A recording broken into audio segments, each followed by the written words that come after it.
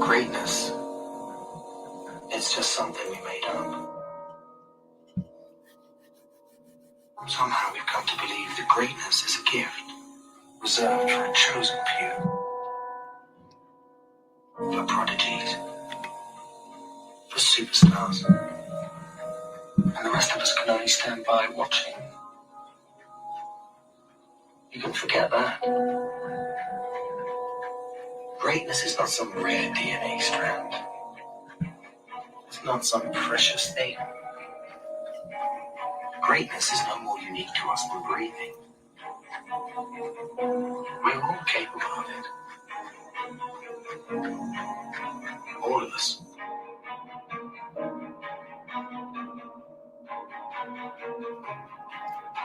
We are all capable, and that's what we are striving to do is greatness here at Twist. This is episode 1 of Mike on the Mic. Terry Little, what up, man? This is awesome. So we decided just today, as hosts of Twist, the weekend sports talk, that we are going to do our own featured shows on the RTF Sports Network. Matt already did his earlier today. His new show is called Benzie's Bit. My show, obviously, is called Mike on the Mic. And then Green Bay Greg has his own show, and that will be actually live right after mine here tonight. And, of course, he's got a big head, so it's a self-titled show, Green Bay Greg. So we're super excited here, at Twist and at rtfsportsnetwork.com to have these 3 new shows kind of under our umbrella. Very excited about that. I even went on live right now on my new Twitter, and that's at RTF Mike on the Mic. You can also find the other 2 hosts at RTF Green Bay Greg and at RTF Benzie's Bit. So we'll be going live from the Twitter. We are live right now on Twist and RTF. A little breakdown of RTF Sports Network. So it's basically internet radio. We were humbled when we were asked to come on board with them.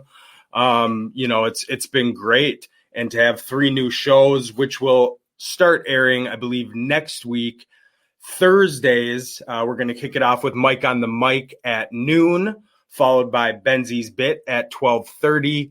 And Green Bay Greg goes last because he's from Green Bay. We'll be on at 1 o'clock. That's all Central Time, Thursdays. And again, you can find Twist. We go on rtfsportsnetwork.com Mondays at 1 o'clock.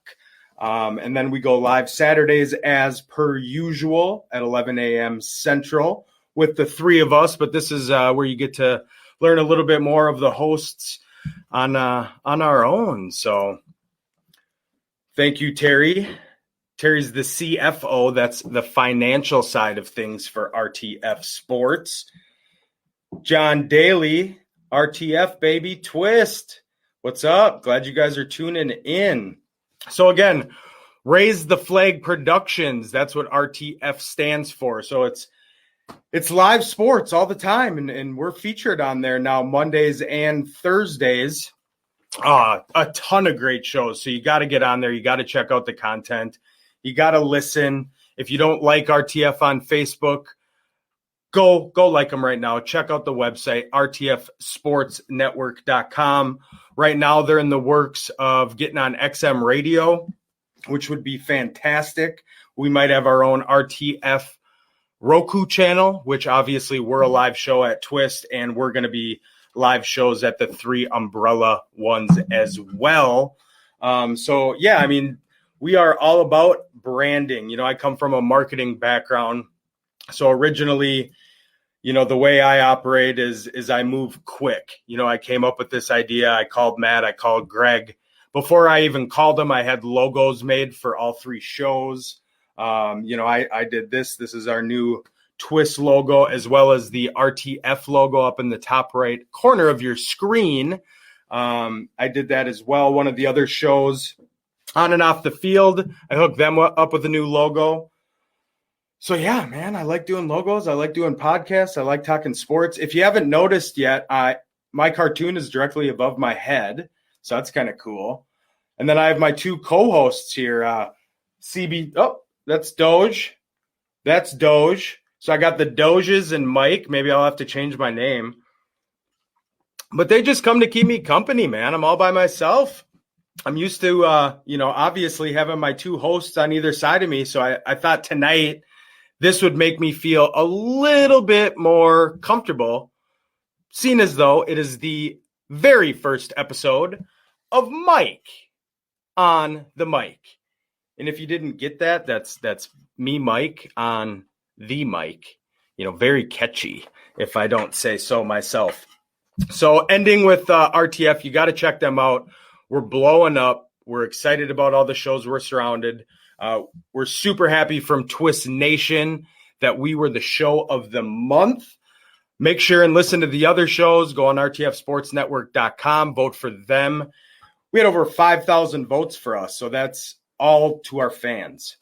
I can't there you go. rtfsportsnetwork.com. We got Dylan, who's the host of On and Off the Field. I think he's talking about me being a talented sumbitch. Are you talking about logos, Dylan, or on the mic? Mike on the mic. Oh, Terry, I got you, man. I got you. What's up, Justin? So as always, this is going to be an interactive show. We can't do it without you guys. So I need you. So we're going to have some fun tonight. Obviously, we're going to start with, sounding good. Good. Episode 1, Mike on the mic. Testing. 1, 2, 3. So I know Ben's came at you earlier. Everybody's talking about The Last Dance. It just ended last night. I will not put your comments up if you comment on episodes 9 and 10 because I will be watching them tonight when I get home. But basically, I've seen what I need to have seen. Some takeaways for it from me, obviously, the nostalgia piece of it. I was just born when Jordan won Rookie of the Year. I'm a young pup. Unlike Green Bay Greg, I think was just graduating, with his bachelor's degree and, stupid. But the nostalgia of kind of the 90s and growing up as a kid. And I do remember Jordan and the Dream Team and especially the shoes. And I'll get to that here in just a little bit, the shoes. But that was a fun piece for me, kind of brought me back to my childhood. It was fun being able to see some of that. The Jerry Krause debate really had me thinking a lot because obviously Michael Jordan had his hand behind this whole series. So nothing got on that he didn't want you to see. And obviously him and Jerry Krause did not get along. But what you could get from Jerry Krause is he was one hell of a GM. At the end, the Last Dance year, he screwed up and, Phil, you can go undefeated and you're out. And that was kind of the end of it. But the pieces he put around the Bulls and Jordan, Jordan wasn't doing anything until they drafted Scottie Pippen. They wouldn't have won those championships as good as Michael Jordan is without Scottie Pippen. So to get him, Horace Grant, all these pieces centered around him is when they started winning. And the biggest part, I thought, is when Horace left to go to the Magic. They go in and they get Dennis Rodman to kind of fill that slot. So from a GM standpoint, he should be Hall of Fame. He was great. He's probably one of the ugliest son of a bitches I've ever seen in my life. But yeah, who we got here? This is Rob from Sports Bliss. Rob and Chris, RTF Sports Network. Terry, I said, yeah, I got you on the logo. We'll reconvene after the show on that. You can just message me privately on Facebook. The Last Dance has been great. Heard about a rumor of Last Dance Kobe's last season, and I think that will be even better. Wayne, I probably agree just because he died so tragically. I hope they do one on LeBron too. The end of the road is what I'm already calling it. They should reach out to me. I'll be an executive producer. We'll be getting to LeBron here shortly down my list.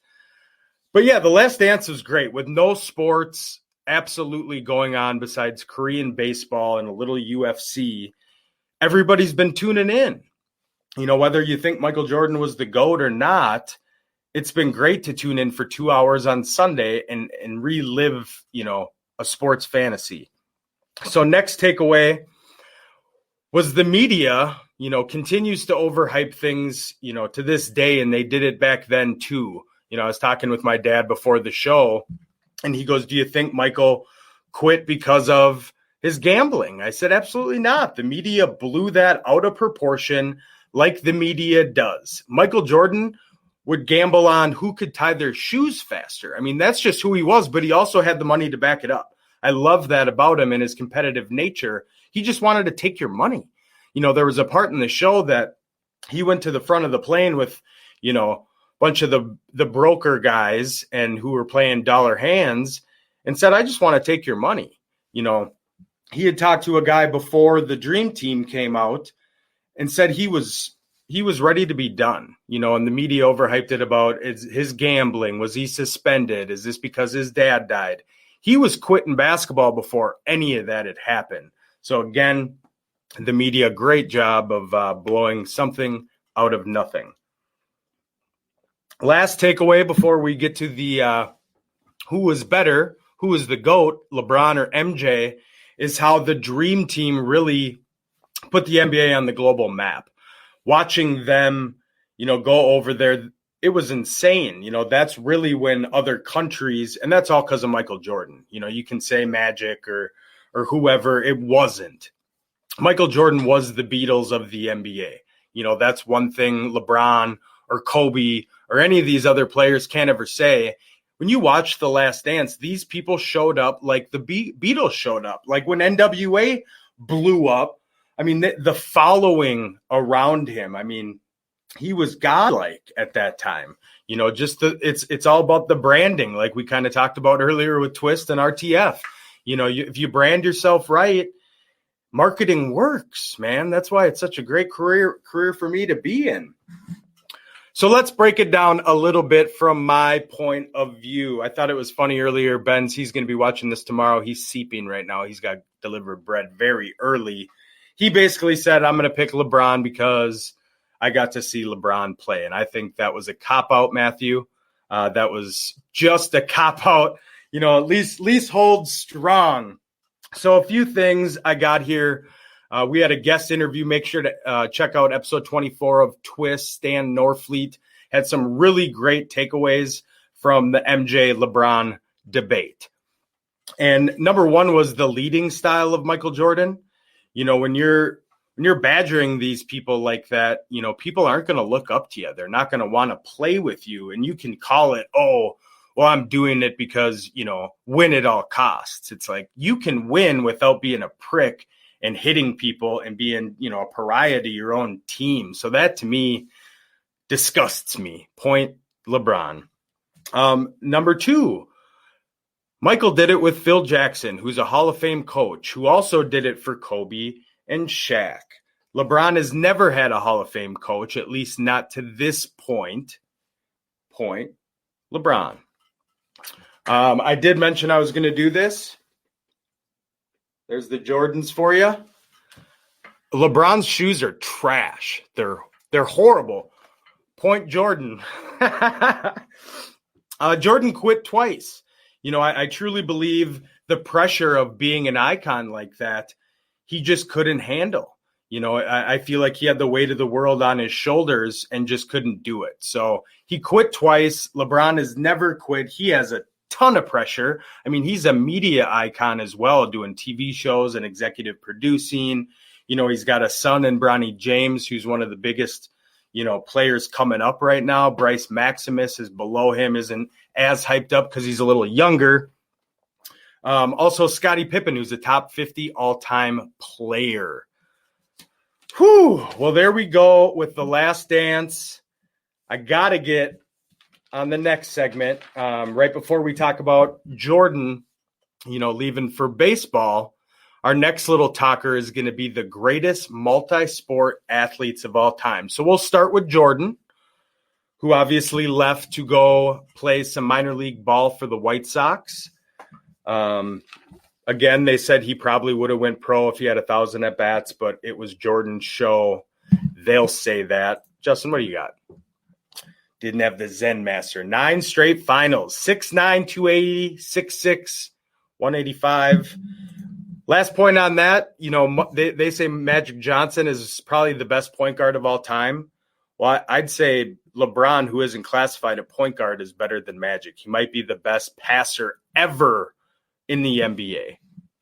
So again, multi-sport athletes. Let's just break them down a little bit, and then I'm going to give you my top 5. So we got MJ, all right? Then we're going to go Tim Tebow. Tim Tebow won a Heisman. He was a 2-time national champion, first-round pick from the Broncos, and plays minor league baseball for the Mets. Then we are going to go, let's flip this over here. Donovan McNabb. What? Donovan McNabb, yes, he was a quarterback in the NFL, but he also was a reserve for Syracuse in the national championship game, but they played Kentucky in 1996 and lost. Next, we go to Julius Peppers, North Carolina football and basketball. This dude made the basketball team at North Carolina as a walk-on. He was a reserve his freshman year, and then I think he averaged like 18 and 10 his sophomore year, but then he focused on football, which was obviously a smart move. Julius Peppers, number 4. Number 5, Tony Gonzalez, best receiving tight end of all time. But he also played alongside Jason Kidd at the University of Cal, Berkeley. Tom Glavine, 2-time Cy Young winner, also was drafted by the LA Kings of the NHL in the 4th round. A little nugget in case you didn't know that. John Elway, these next couple, there's some fun ones in here that doing some research. I honestly had no idea. So John Elway, out of high school, was drafted by the Kansas City Royals in the 18th round. Obviously, he went on to play for Stanford, where he played baseball and football. Now, he was the second pick by the Yankees, 52nd overall, coming out of Stanford. He was the first overall pick by the Baltimore Colts, but he actually leveraged his Yankees pick to leave Baltimore. He wasn't about to go play football for the worst team in the league, so he ended up in Denver. So hell of an athlete there. Dave Winfield.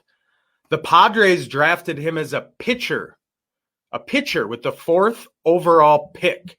Now, Dave Winfield's in the Hall of Fame as a right fielder, first ballot Hall of Famer, but he was drafted as a pitcher.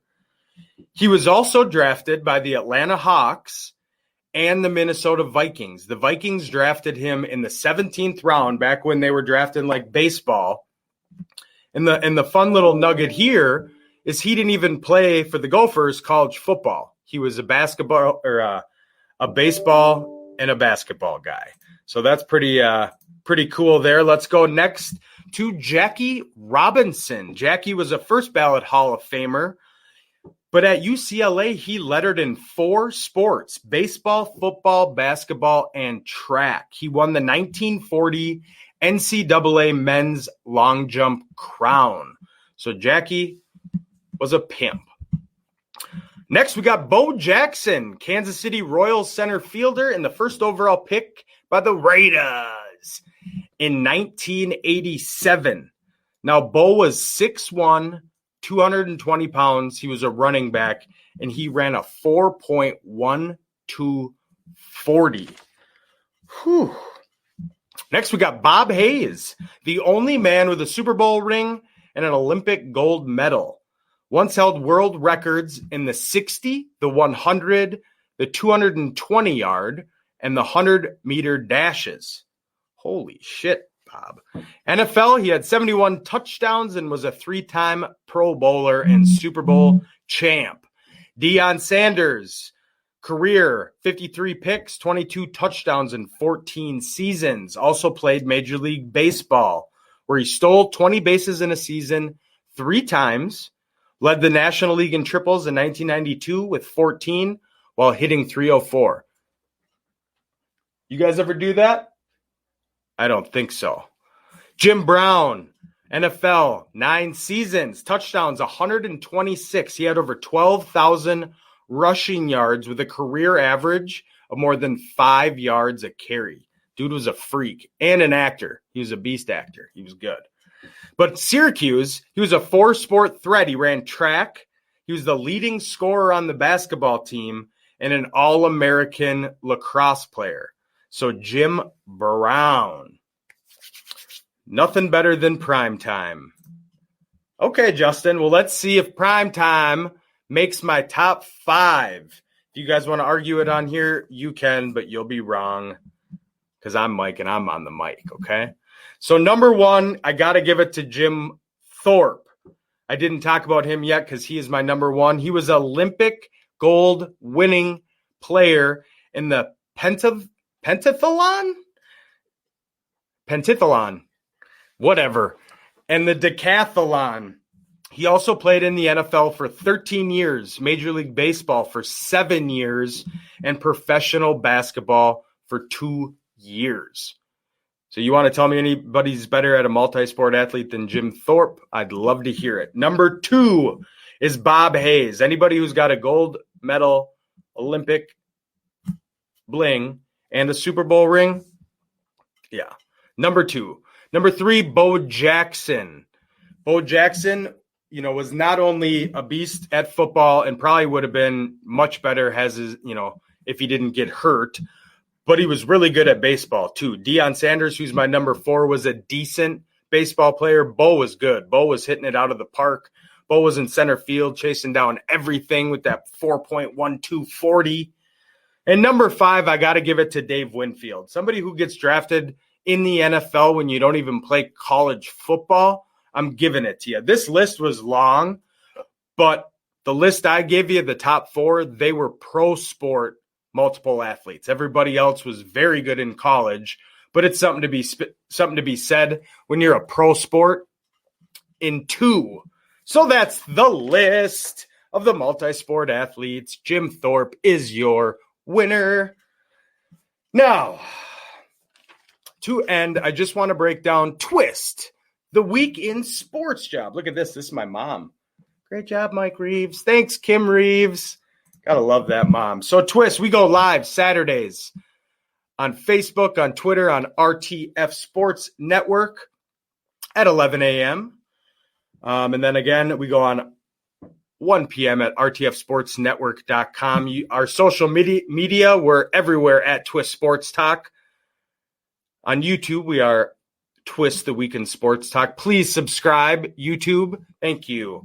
You can find us all, Twist Host Mike, Twist Benz, Twist GBG, Twist CBD, CBD Twist, and at Twist Bets when we do all of our fishbowl bets. Our website is twistsportstalk.com. Definitely check that out. YouTube's got everything. It's going to have our new umbrella shows as well. But we're super excited to be a part of the RTF Sports Network. Please continue to follow us. We love all the support for our regular show, Twist the Week in Sports Talk at Twist Sports Talk. We are not going anywhere. We are only getting stronger. Make sure to keep tuning in because Green Bay Greg will be live next. And then again, you can check us out Thursdays. Mike on the mic, Thursdays at noon. Thanks for tuning in, everybody.